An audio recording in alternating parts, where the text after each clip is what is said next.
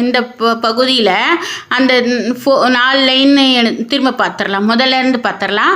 மண்ணூர ஆழ்ந்த மணிநீர் கிடங்கின் விண்ணூர ஓங்கிய பல்படை புரிசை.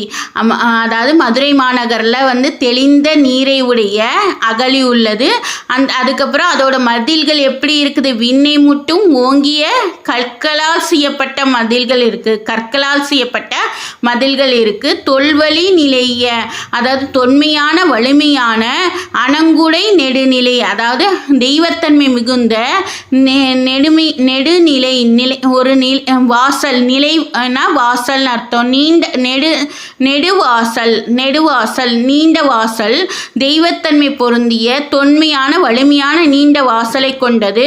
அந்த வாசல்ல இருக்கக்கூடிய கதவு எப்படி இருக்குது, நெய்யால் பூசப்பட்டு அது கரிந்த திண்மையான வலிமையான போர்க்கதவு, நெய்யால் பூசப்பட்டு கரிந்த போர்னா என்னது, வலிமையான போர்க்கதவை கொண்டது. அந்த வாசல்ல இருக்கக்கூடிய கதவு நெய்ப்பட கரிந்த போர்க்கதவு. மலையாடும் மலையின் நிவந்த மாடமோடு, அந்த மாடங்கள் அடுக்குமாடி கட்டடங்கள் எப்படி இருக்குதாம், மலையாடும் முகில் மேகங்கள் ஆடக்கூடிய அளவுக்கு உயர்ந்த மலையின் அப்படின்னா என்னது, அதாவது உயர்ந்த மலையை போன்று உயர்ந்த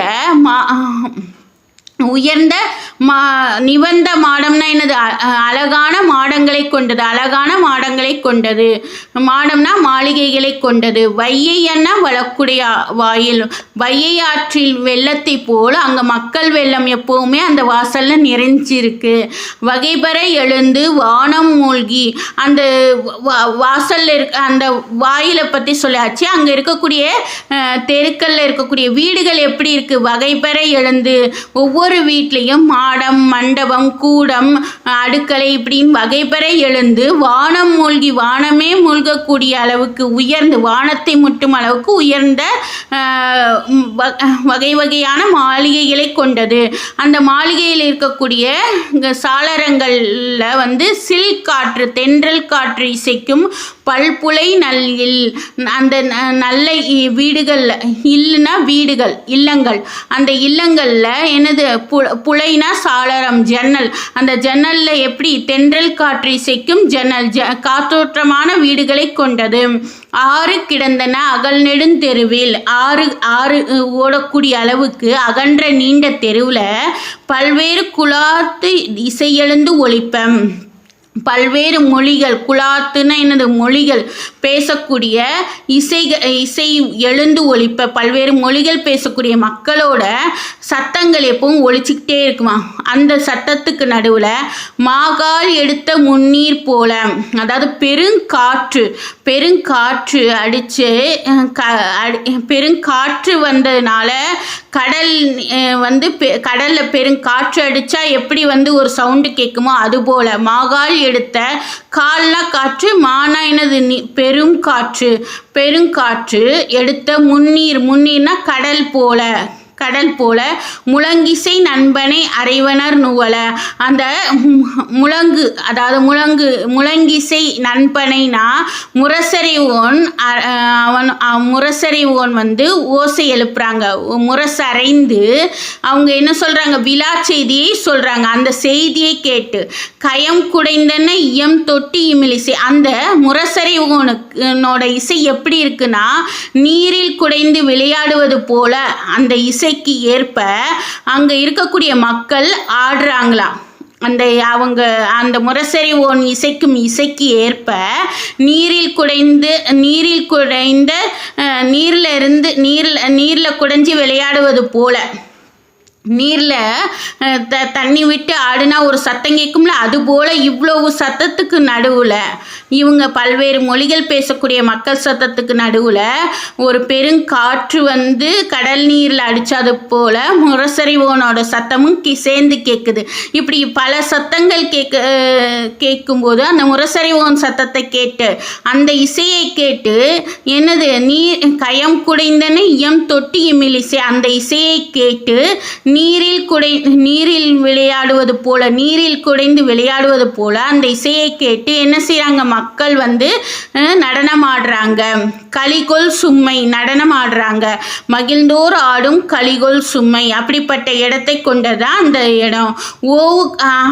அவங்க நடனம் ஆடுறது ஒரு பக்கம் இருக்கும்போது இது ஓவியம் போல காட்சியளிக்குது. அந்த இரு பெரு நியமத்து, அந்த இரு பெரு வணிகமும் நாலங்காடி அல்லங்காடியும் கொண்ட மதுரை மாநகரம் ஒரு ஓவியம் போல் காட்சியளிக்குதா. இந்த இசையும் இசைக்கேற்ப மக்கள் ஆடும் நடனமும் ஒரு ஓவியம் போல காட்சியளிக்குது. ஓவு கண்டன இருபெரு நியமத்து ஒரு ஓவியம் போல காட்சியளிக்குது. இப்போ இதில் இருக்கக்கூடிய பொருளை பார்க்கலாம் வாங்க. சொல்லும் பொருளும்.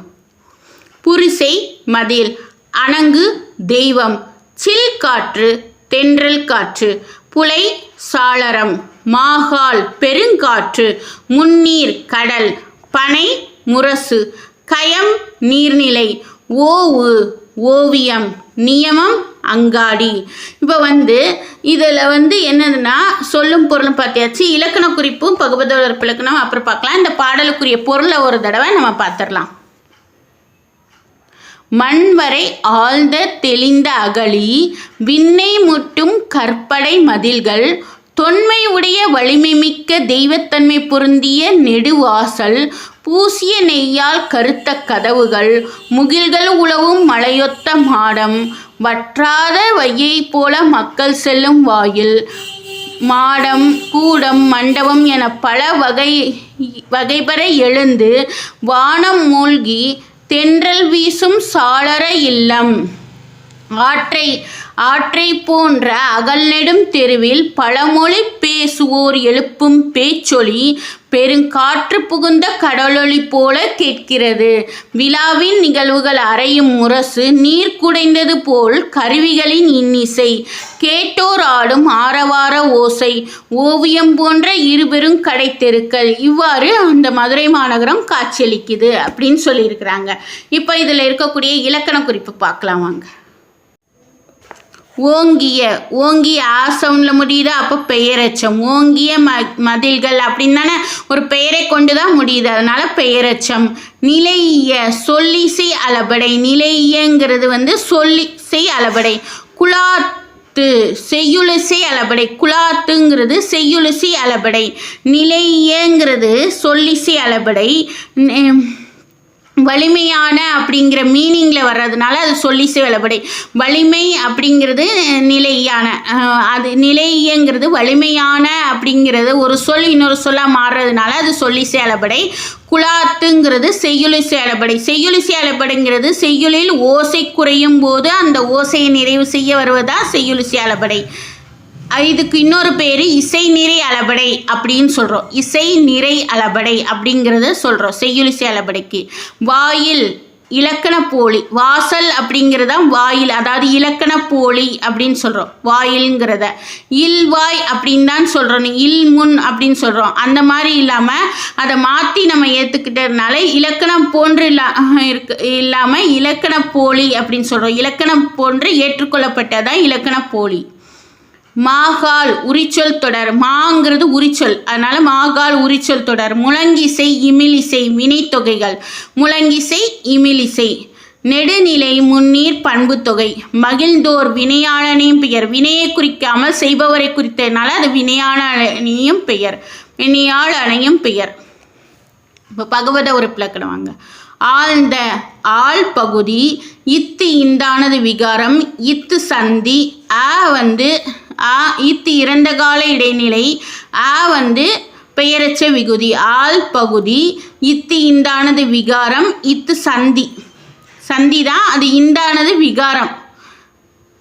இத்து இறந்த கால இடைநிலை, பெயரச்ச விகுதி. ஓங்கிய ஓங்குங்கிறது பகுதி, ஈங்கிறது என்னது ஓங்கின் ஈங்கிறது இறந்த கால இடைநிலை.